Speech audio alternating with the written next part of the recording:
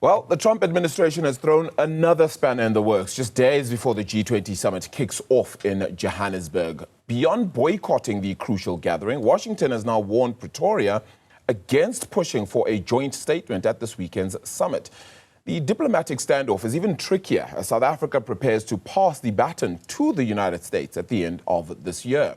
Our international correspondent, Simon Marks, traveling all the way from the United States, and we have the pleasure of having him right here in studio this morning. Simon, it puts the allies to both South Africa and the United States in a tricky position. I would never have thought this would be at play.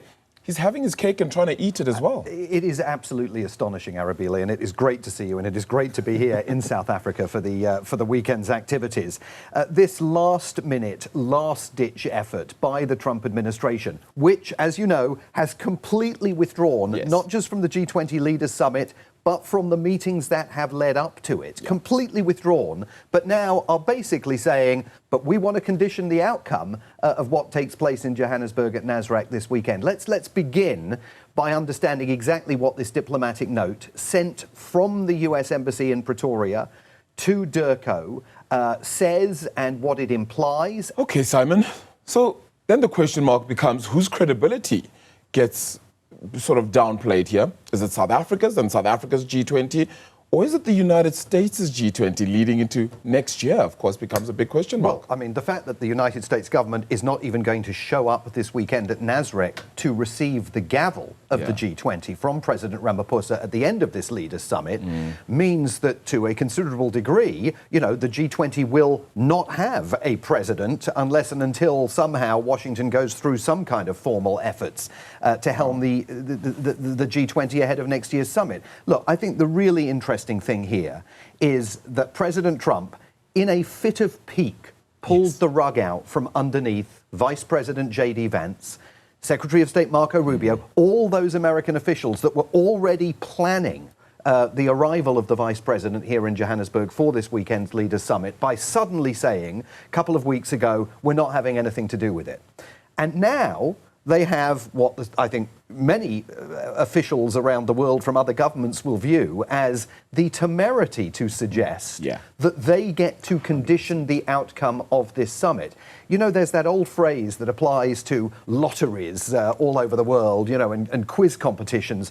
You've got to be in it to win it. They have withdrawn, not just from the summit, but from the meeting of the Sherpas that was laying the plans for this. And now this letter saying, well, don't even think about issuing a statement, a declaration at the end of this summit, suggesting that there's been a consensus decision. This is only, from an American perspective, allowed to come as a statement from the chair. I think it's also very important, Arabile, to underscore that in writing, they have said for the first time in this diplomatic note that the three driving factors that President Ramaphosa is focusing on at this Leaders Summit, solidarity, equality and sustainability, are not aligned with US policy. I mean, to see that in black and white, all of this presents a huge challenge for the world leaders who are coming here and are attending this summit. Are they going to say, OK, well, we better, you know, because the United States has warned us not to engage in a consensus declaration, let's not do it.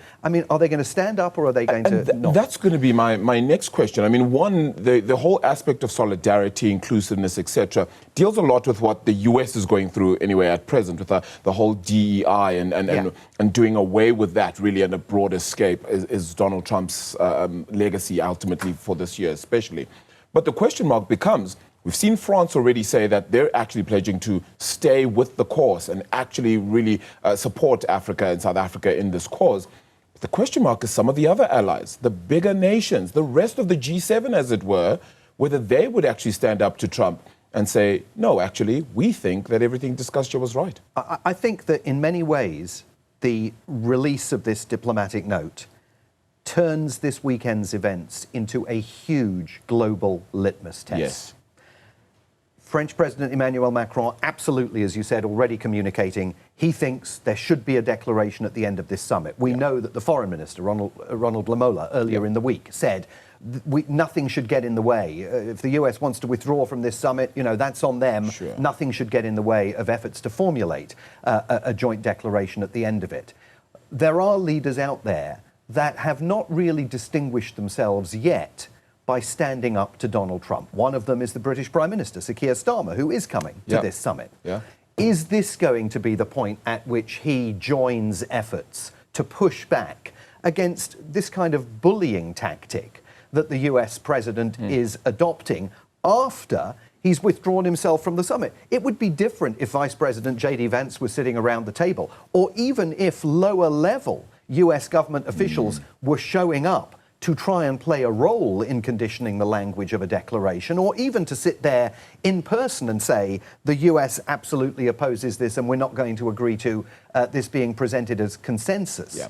But to do this after you've absolutely abandoned all plans to participate in the summit is, I mean, it's unprecedented as far as I can think of in terms of multilateral forums and the summits that they hold. Just a very final one. I mean, I know to just as you landed as well, you had spoken to a few people that you had come into South Africa with, and from the United States, who had said that they're actually disappointed that this is the way that they've chosen to do things. But Washington and New York are also two different places, in the sense that business has still come along, right? And they've played a critical role in the B20 especially. Does that mean that got a lot more done, do you think, than the G20? I mean, whether the B20 got a lot more done, I think you're not going to be able to assess that for many months and possibly years to come. Certainly all the mood music emerging from the B20 last night was much more positive, I think, than some had thought we might be hearing when we went into it. I mean, the folks that were on my flight coming in here on Monday actually were from Washington, D.C., and they were from non-governmental organizations who wanted to be here for the B20, but also for the G20.